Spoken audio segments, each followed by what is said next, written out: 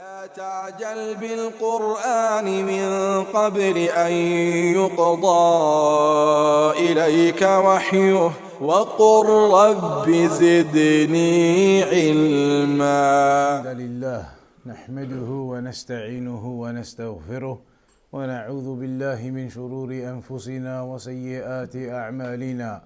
من يهده الله فلا مضل له ومن يضلل فلا هادي له، وأشهد أن لا إله إلا الله وحده لا شريك له، وأشهد أن محمدا عبده ورسوله. أما بعد. Today then we move on to the section that discusses the books that were written about fabricated narrations. Books that compiled fabricated narrations in them in order to highlight to the people that these are fabricated narrations. So these types of books هي الكتب التي تجمع الأحاديث الموضوعة المكذوبة مع بيان وضعها ومن وضعها غالبا وهي في الغالب مرتبة على الكتب والأبواب. So these kinds of books are the ones that collect all of the fabricated narrations, all of those lies, and they clarify the nature of their fabrication and who fabricated them. And these kinds of books are usually organized on chapters. They have distinct sections, books and chapters and subsections. They are normally organized in that manner. اعتنى السلف فيما اعتنوا به بيان الأحاديث الموضوعة المكذوبة على رسول الله صلى الله عليه وسلم والنهي عن روايتها وكشف أحوال الكذابين والتحذير من الاستماع إليهم أو الرواية عنهم. So the Salaf, they gave importance to highlighting what these fabricated narrations are, these lies upon the Prophet sallallahu alaihi wasallam. They gave importance to highlighting what these fabricated narrations are and prohibited anyone narrating them as ahadith, and they exposed the liars who were fabricating these narrations, and they warned people from listening to them or narrating from them. لكن هذا كله كان فيما قبل القرن الخامس منثورا ومفرقا في كتب الرجال والعلل وغيرها. But all of that from the Salaf, highlighting the fabricated narrations, highlighting the fabricators, those liars in the chains of narration, highlighting all of these details, it wasn't in separate independent books. It was all over the place in various different books. Before the 5th century, it was separated and spread across various different books. These details about fabricated narrations, about narrators who were liars in the biography books, etc. So these types of details were spread out in the various books. There weren't any specific, specialized books on the topic of fabricated narrations. That didn't exist initially. It was initially just spread in amongst the other books within their contents. So for example, the book of Imam Ahmad, Al-Ilal wa Ma'rifatul Rijal, Al-Ilal wa Ma'rifatul Rijal. Similarly, Al-Hafiz Ibn Ma'in, Al-Tarikh. And similarly, Al-Kamil of Ibn Adi, Al-Du'afa, the famous book Al-Du'afa of Al-Uqayli. But then after the 5th century is when the scholars then began to specialize books onto the topic. when they began to then specialize these books onto this topic, so they collected that information regarding fabricated narrations from this book, from that book, about the narrators who used to fabricate from this book, from that book, and they put them together into specific books so that you could then use them and see and get details regarding fabricated narrations. That's not a hadith, and this narrator and that narrator, they were liars. It was then all into that one book. So there were some of these books that were written. From examples of these books, one of the famous ones is Al-Mawdu'at, known as Al-Mawdu'at, the fabricated narrations. Al-Mawdu'at of Ibn al-Jawzi, who died in 597 Hijri. Al-Mawdu'at of Ibn al-Jawzi, who died in 597. There are others that were known by very similar titles. There was another book known as Al-Mawdu'at of Abu Sa'id Muhammad ibn Ali ibn Amr al-Asbahani, but that one isn't printed. That one does not appear to have been printed unless there is something which has come about in the last few years. It is not a book that is known to be printed otherwise. The other one of Ibn al-Jawzi, that is available printed, that can be purchased. Also, there are other examples like Ahadith al-Qussas, narrations of those storytellers, where they used to narrate fabricated narrations. And that book, Ahadith al-Qussas, is of Shaykh al-Islam ibn Taymiyyah, who died in 728 Hijri. And that's printed and can be found. There is another famous one, Al-La'ali al-Masnu'ah fil Ahadith al-Mawdu'ah, and that is of Al-Imam As-Suyuti, who died in 911 Hijri. Other examples, An-Nukat al-Badi'at fil Ahadith al-Mawdu'at, also of As-Suyuti. وهو تعقبات على ابن الجوزي في كتابه الموضوعات. And this book, النكت البديعات of السيوطي, it is like annotations and points to note that he highlighted from the book of Ibn al-Jawzi. It is as though he was commenting on the book of Ibn al-Jawzi and highlighting points, etc., from the book of Ibn al-Jawzi. Also, you have الفوائد المجموعة في الأحاديث الموضوعة of Muhammad ibn Yusuf ibn Ali al-Shami, died in 942 Hijri. And again, that one, unless it's been printed in the last few years, again, it's not one that is known to be printed otherwise. You also have from the recent ones Tadhkiratul Mawdu'at, Muhammad ibn Tahir al-Fattani, who died in 986 Hijri, and that one is printed. And from the latest ones, an example, Al-Fawaid Al-Majmu'a fil Ahadith Al-Mawdu'ah, the collected benefits from those fabricated narrations, and that is of Ash-Shawkani, 1255 Hijri he died, and that one is printed and available too. So those are just some examples. The particular example that we're going to focus in on is the famous one of Ibn al-Jawzi, Kitab al-Mawdu'at of Ibn al-Jawzi, the book of fabrications, fabricated narrations of Ibn al-Jawzi. The author is Jamaluddin Abdul Rahman ibn Ali ibn al-Jawzi, born in the year 510 Hijri. Born in the year 510 Hijri and died in the year 597 Hijri. His book then, what was the topic of his book and what was the core of his book? جمع الأحاديث المكذوبة المصنوعة مع بيان حالها وحال من اتهم بوضعها مرتبا على الكتب والأبواب.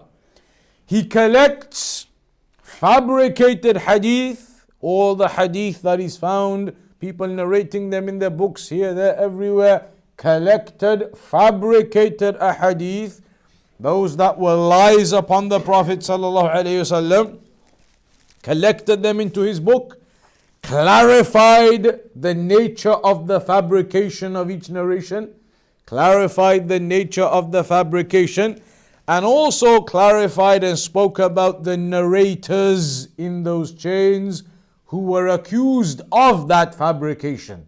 And so he spoke about them and their state. And his whole book was organized. It wasn't just random hadith everywhere. They were organized into topics and chapters and subsections. So you can look at a hadith. Maybe it's a fabricated hadith about wudu. So you could go to the relevant section and try and find it. وقال المؤلف رحمه الله في المقدمة. He himself said in his introduction, Ibn al-Jawzi said, أما بعد فإن بعض طلاب الحديث ألح علي أن أجمع له الأحاديث الموضوعة. He says some of the students of hadith, they insisted, they were pressurizing me, insisting that I collect and make a compilation for them of fabricated narrations. وأعرفه من أي طريق يعلم أنها موضوعة, and that I clarified to them the nature of this fabrication, why it's a fabrication, what is the cause and reason, and how do we know it's fabricated. فرأيت أن إسعاف الطالب للعلم بمطلوبه يتعين خصوصا عند قلة طلاب العلم. He said, so when these students, they came to me and they were insisting that I put this book together so that they would have knowledge of what those fabricated narrations are, so they wouldn't fall into them, and they'd have knowledge of who these narrators are that were liars and fabricators.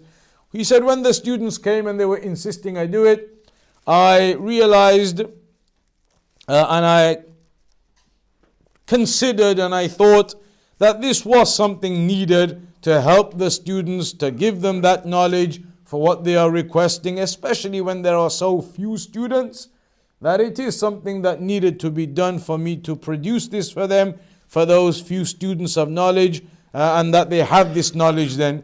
لا سيما علم النقل. He said, especially when the knowledge of narrations and hadith was little, and the students who were experts in that and going deep into that were little. So the fact that they were asking for this, he said, I thought I do need to give it to them. I need to produce this for them. And he mentions, فإنه قد أعرض عنه بالكلية وكثير من القصاص يروون الموضوعات. And on top of that, many of these storytellers, they were narrating fabricated narrations here, there, everywhere. So these fabricated narrations were getting spread amongst the people. وخلقا من الزهاد يتعبدون بها, to the extent that some people, those who delve into worship and they don't really gain knowledge properly, they were taking these fabricated narrations as though they are authentic and doing what they were saying. Maybe they were narrations about do this worship, do that worship, and they were doing it all. So it was becoming widespread amongst the people. وها أنا أقدم قبل شروعي في المطلوب فصولا تكون لذلك أصولا والله الموفق. And then he says that there are some chapters and sections that I'm going to write here first as an introduction leading into the book, and these chapters will be the basis of it. So that's what Ibn al-Jawzi mentioned as the reason why he wrote the book in the first place, to help those students of knowledge who were serious, they wanted that knowledge. They were asking their Shaykh to produce that book for them, and so he said, I saw that it was important to do that, especially when there are only a few students. They need that knowledge, and especially in the knowledge of hadith. So what does Ibn al-Jawzi do exactly in his book? قدم لكتابه رحمه الله بمقدمة نفيسة اشتملت على. He began his book with an introduction. He wrote an introduction to his book. And in that introduction, there were certain subsections. One of them was فضل هذه الأمة ومنزلتها. A chapter or a subsection talking about the virtue of this ummah. The virtue of this ummah and the status of this ummah. Another subsection was about the virtue of the scholars that have gone by. Virtues of the scholars that have gone by. Another subsection ذكر أقسام الحديث فجعلها ستة أعلاها الصحيح المتفق عليه وأدناها الموضوع. In another section he highlighted the categorization of hadith, and he categorized them into 6 categories. The top end was sahih, the authentic narrations. The bottom category was, going slowly down one by one up until the bottom category, the fabricated narrations. So in one section he highlighted that. And in another section تكلم عن أقسام الوضاعين وفصل القول عن كل قسم. He spoke about the different types of fabricators.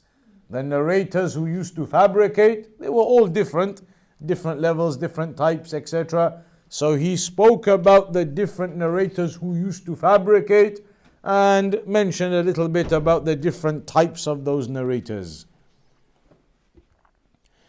And that was all really one section of the book with those subsections. Then in another section of the book now, التمهيد لأحاديث الكتاب بأربعة أبواب. That so far, everything we mentioned, those 4 subsections, they were the initial section, initial part.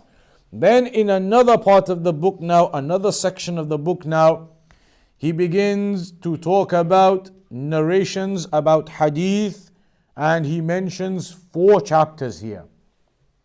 The first chapter about the dispraiseworthiness and criticism of lying, highlights the evil of lying as a chapter.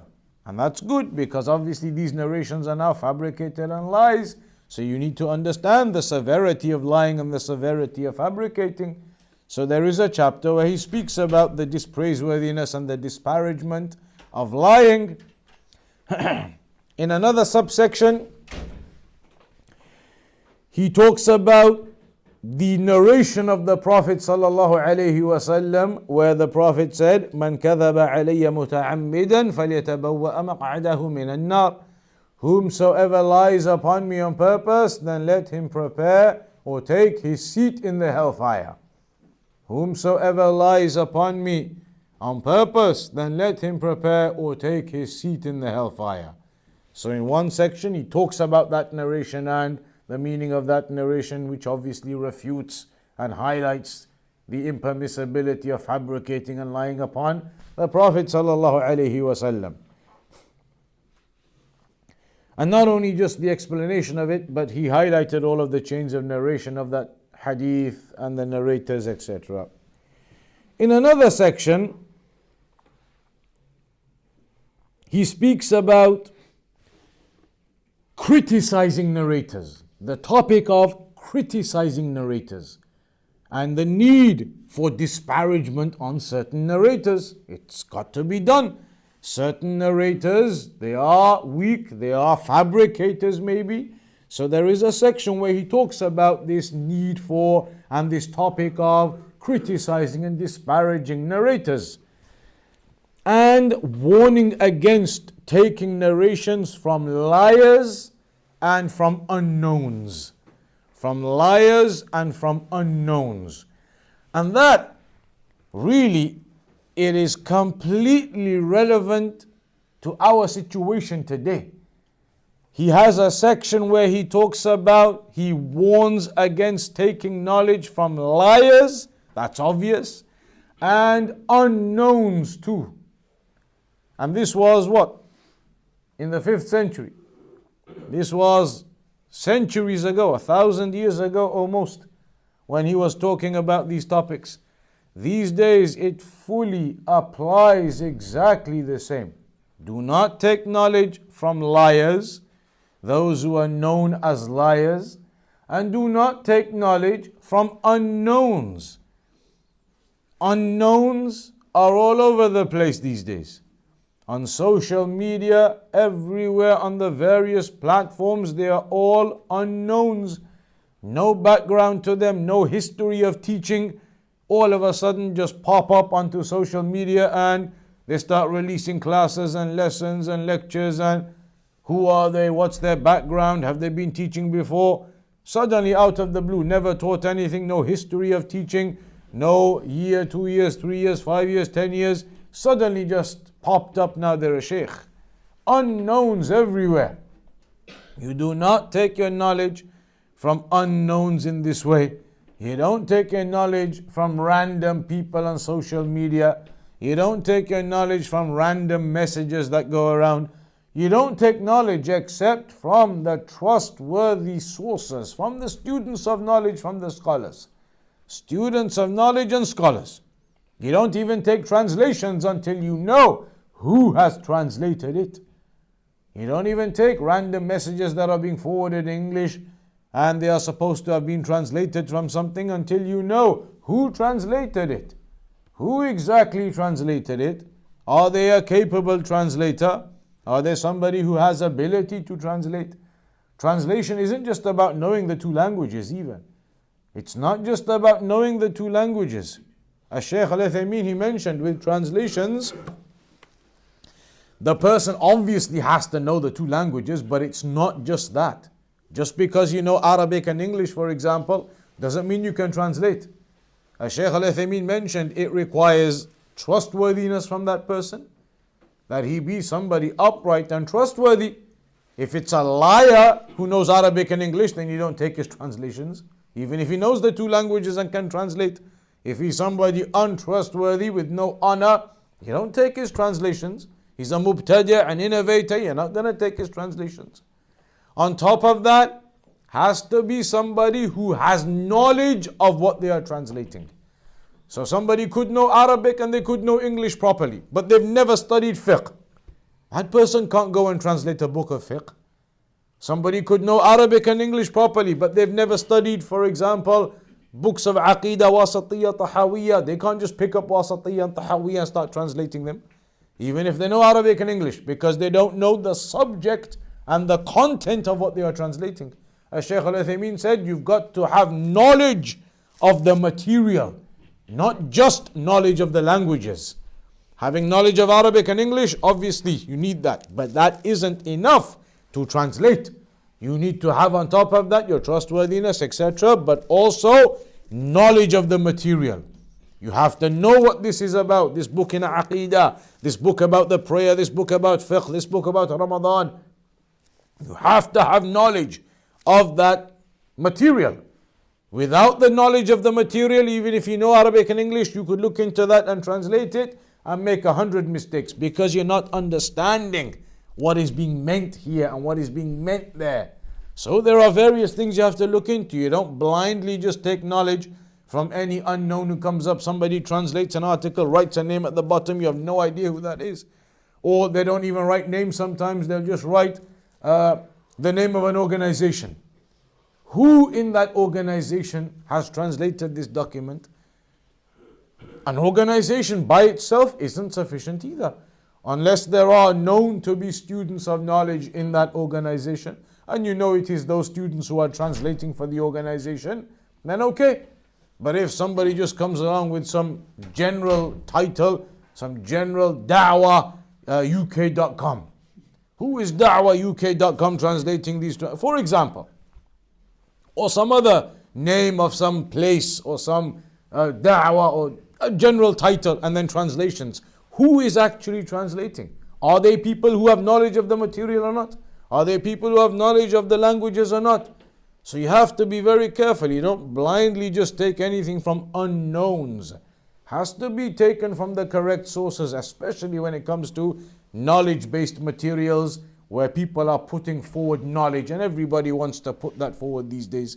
They all want to put forward knowledge. Twitter accounts popping up from everybody, don't know who they are, and they're putting benefits onto their account. How are they getting these benefits? Where are they getting them from? Are they translating them accurately? No idea, just some random person, and they want to push benefits on their account. or they open up a Telegram account and they want to push benefits on it. Who is the person who's opened it up? Who are they organized? Do they understand what they are promoting? What's happening? Where they're getting the benefits from? Are they understanding the materials, what they're promoting and pushing? Who knows? So you don't randomly just take knowledge from anywhere. Not randomly on social media like that. Stick to the known scholars, to the known students of knowledge, and that is sufficient. And then, of course, those who are recognized in terms of organizations that have students of knowledge with them, then of course, if they put something out in their name, you know they have students of knowledge there. So for example, now if you have Salafi Publications puts out a document and says, translated by Salafi Publications, you know there are students there, students, graduates, people studied in Medina, Yemen, other places, trustworthy. Germantown puts out a document, for example, and writes on it, translated by Germantown, for example. You know there are students there, there are graduates there are people who have studied and been abroad and been with the scholars. You know it's trustworthy. But somebody comes along, Dawah UK or some other random name, who is translating those documents for them? Who is the student behind that? Are there students of knowledge even there? So you have to be careful where you take the knowledge from. He says here, the warning against taking from liars and from unknowns. And then there's another chapter he has in the book. And in this chapter of the book, it is the core of the book where he collects all of the ahadith and organizes them upon chapters. And he has 50 chapters or 50 main sections in the book, 50 books within the book. Easier perhaps to understand it as 50 chapters in the book. وقال رحمه الله في مقدمته فأنا أرتب هذا الكتاب كتبا تشتمل على أبواب فأذكرها على ترتيب الكتب المصنفة في الفقه ليسهل الطلب على طالب الحديث. He said, so I am going to organize this book upon various books. Remember we said they used to write their book. Within this book there would be books. And then within each book there would be chapters. So it's like, in the easier way to understand for people, you have your book and you have chapters. And each chapter has sub-chapters. So he said, I'm going to organize it like this upon sections, and under each section there are subsections, and they're going to be organized upon the chapters of fiqh, so that it's easy for people to find things. وَأَذْكُرُ كُلَّ حَدِيثٍ بِإِسْنَادِهِ وَأُبَيِّنُ عِلَّتَهُ وَالْمُتَّهَمُ بِهِ. And he says, I mention every hadith with its chain of narration, and I clarify where the problem is, the source of the fabrication, etc. And I clarify who the narrator or narrators are that are being accused of fabrication in this chain. I clarify all of that. تنزيها لشريعتنا عن المحال وتحذيرا من العمل بما ليس مشروع. In order to keep the Sharia, keep the legislation, the religion safeguarded, essentially. To keep it safeguarded from that which is false, from that which is not to be acted upon, from these fabrications and narrations that they made up, to safeguard the religion from all of that. To put it all down, put those narrations down so people can see they are fabricated, and so when they come across them, they know and they don't act upon them and they discard them. What did the scholars say about his book then? The scholars they mentioned.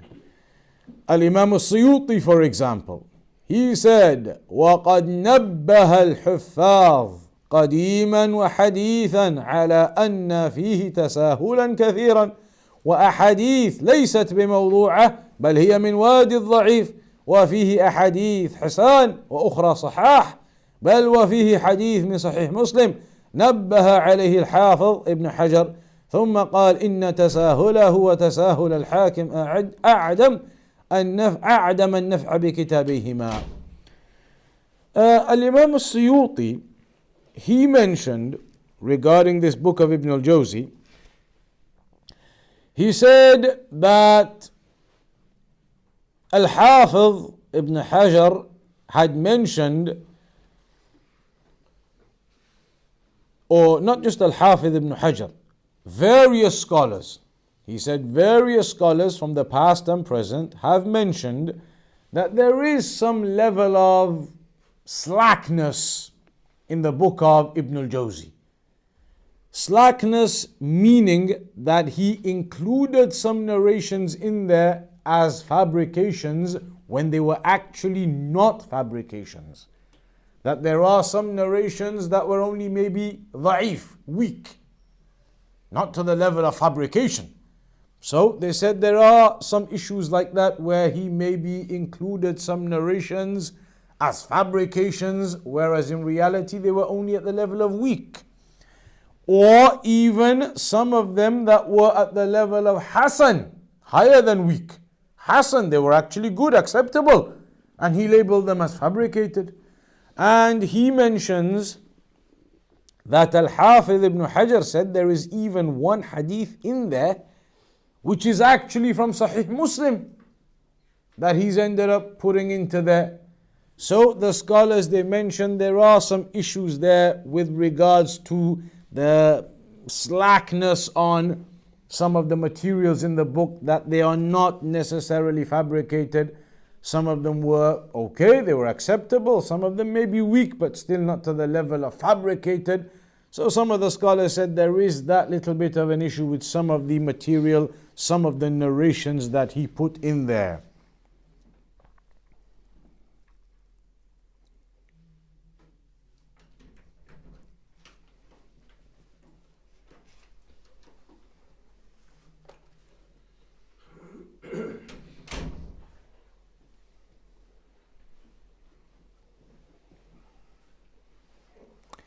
Shaykh al-Islam ibn Taymiyyah, he said, إن الموضوع في اصطلاح أبي الفرج هو الذي قام دليل على أنه باطل. Shaykh al-Islam ibn Taymiyyah said that the fabricated narrations according to Ibn al-Jawzi are the ones that are proven to be false. They are proven to be false. وإن كان المحدث به لم يتعمد الكذب بل غلط فيه. Even if the narrator didn't intend to fabricate but had made a mistake. Even if the narrator had just made a mistake, the fact is that the narration was false, and so he included it as a fabricated narration. It doesn't mean it was only narrators who were purposely lying and fabricating. Even the ones who made mistakes and narrated something which was actually a fabrication, he included those in there too. And so روى في كتابه في الموضوعات أحاديث كثيرة من هذا النوع. There are many narrations in his book which come under that category, where the narrators didn't purposely fabricate them, but by mistake they narrated them thinking they were okay and they were actually fabricated. وقد نازعه طائفة من العلماء في كثير مما ذكره. And Shaykh al-Islam said there are many scholars who debated, or they had an issue with some of the narrations, or many of the narrations that Ibn al-Jawzi included as fabricated. وقالوا إنه مما لم يقم دليل على أنه باطل بل بينوا ثبوت بعض ذلك.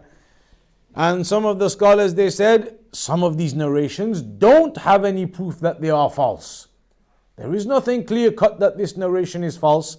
And so they said some of the narrations Ibn al-Jawzi put in there cannot be considered as fabricated. And they actually showed that some of those narrations are actually acceptable. They are acceptable, some of them. لكن الغالب على ما ذكره في الموضوعات أنه باطل باتفاق العلماء. But Shaykh al-Islam said the majority of the book though, the majority of the book of Ibn al-Jawzi is, as he said, they are fabricated narrations. He got it right with the majority of the book. But there are sections, there are ahadith, there are narrations that he included as fabricated, but many other scholars disputed and even proved that some of them are actually okay and acceptable. So that has to be something that you bear in mind when it comes to the mawdu'at of Ibn al-Jawzi. So that is a brief overview regarding the fact that there were books written on fabricated narrations. It was for the purpose of educating the people, educating the students of knowledge. They would have access to these fabricated narrations, access to narrators who fabricated. They would have all of these details together in a single book. Whereas before that, like we said, the knowledge existed. Fabricated narrations, they were known to the scholars before these are fabricated. And the fabricators, the narrators who lied and fabricated, they were known to the scholars before. But that knowledge that was known before was just mentioned in and amongst, spread in all sorts of books everywhere. In the 5th, 6th century onwards, scholars began to extract all of that information about fabricated narrations and specify it into particular independent books. So that's one type of book that you will find in the Islamic library. Then after that, we move on to another type of books. And these are now the books regarding rulings. The books regarding the rulings. And what that means is الكتب التي اشتملت على أحاديث الأحكام مرتبة على الأبواب الفقهية، وهي أحاديث انتقاها مؤلفو هذه الكتب من المصنفات الحديثية الأصول ورتبوها على أبواب الفقه. Another type of book which is available, another type of book that is useful and used by the students of knowledge, by the scholars, are books related to rulings.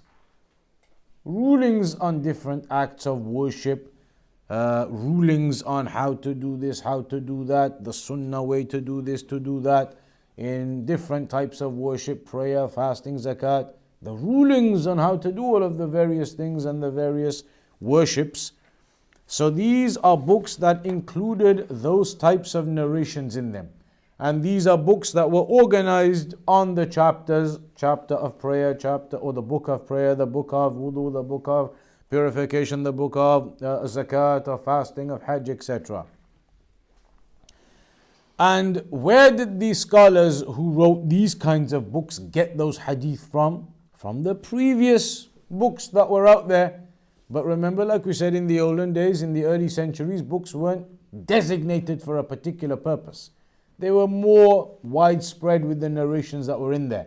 So they would go and select out of them the narrations about the prayer, about the wudu, about this, about that. Select all of those narrations out of those previous books and then make these specific books about fiqh. Hadith about fiqh. Examples of that, some of the famous examples of these types of books. You have Al-Ahkam Al-Kubra of Abu Muhammad Abd al-Haq Ibn Abd al-Rahman al-Ashbili al-Ma'ruf ibn al-Kharrat, died in 581, in 6 volumes that is. You have, for example, Umdatul Ahkam, famous Umdatul Ahkam عن سيد الأنام, the Umdatul Ahkam, the pillars of the rulings, Umdatul Ahkam, like the pillars and the core of the rulings from Sayyid al-Anam, from the Sayyid of mankind, from the Prophet sallallahu alaihi wasallam. And that is by Taqiyuddin Abu Muhammad Abdul Ghani al-Maqdisi, and he died in 600 Hijri. And that is available in 2 volumes, available in the shops now in 2 volumes. There is actually an explanation of Umdat al-Ahkam written by Ibn Daqiq al-Eid. Ihkam al-Ahkam, Sharh Umdat al-Ahkam. And that is also available in 2 volumes. And I think even in 1 volume there is a print of it as well. So an explanation of Umdat al-Ahkam of Ibn Daqiq al-Eid, who died in 702 Hijri. There are actually other explanations of Umdat al-Ahkam available too. The explanation of Ibn al-Mulaqqin, who died in 804 Hijri. His is called Al-I'lam bi-Fawaid Umdat al-Ahkam. There is another explanation by Al-Fayrozabadi. Al-Fayrozabadi, who died in 817 Hijri. And that one, again, unless it's been printed recently, it's not one that is available in printed format, available to purchase otherwise. Another one is, for example, Al-Ahkam Al-Kubra, written by Majduddin Abdus Salam ibn Taymiyyah, who died in 653 Hijri. This is not Ibn Taymiyyah famously, this is Majduddin Abdus Salam ibn Abdullah ibn Taymiyyah, who died in 653 Hijri. There is also Al-Muntaqa min Akhbar Al-Mustafa Sallallahu Alaihi Wasallam, also Majduddin ibn Taymiyyah. And there are several others in that category. There are many, in fact. There are so many in this category. A few of the others will quickly just run over them as well and mention them.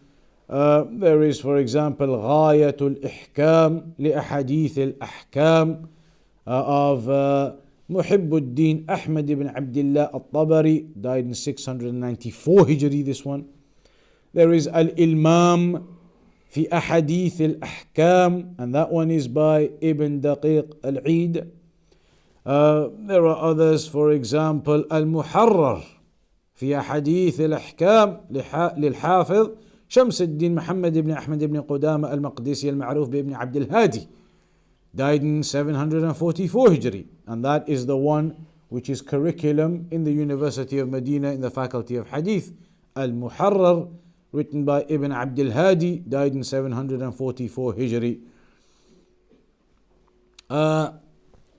Another famous one, very famous one, Bulugh al-Maram. Bulugh al-Maram min Ahadith al-Ahkam, written by, of course, Ibn Hajar al-Asqalani, died in 852 Hijri. And that one has many explanations done by the scholars. The one that we often use in our classes is the explanation of Shaykh al-Fawzan, Hafidhahullah Ta'ala, in 7 volumes. And there are other explanations, many explanations done regarding Bulugh al-Maram. So that is just a selection of books on that topic. There are many books, and they call these the books of fiqh upon hadith. They are books of hadith. When you open them up, it's just hadith after hadith after hadith. But all of those hadith are related to fiqh, chapters of fiqh.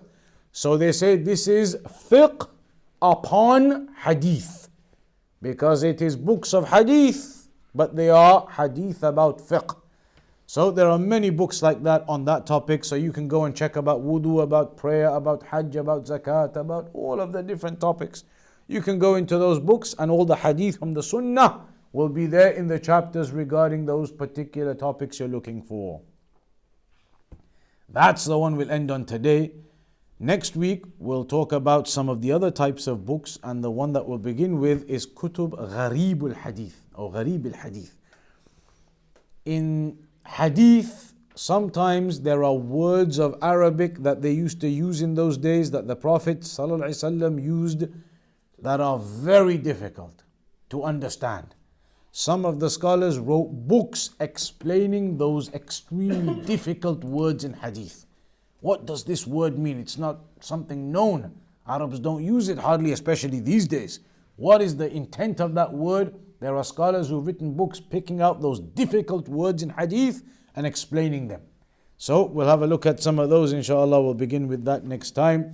The books regarding those difficult and complex words in hadith, and we'll give an example or a couple of examples of those books too, inshallah ta'ala. So we'll round off on that for today. Sallallahu ala nabiyyina Muhammad wa ala alihi wa sahbihi ajma'in.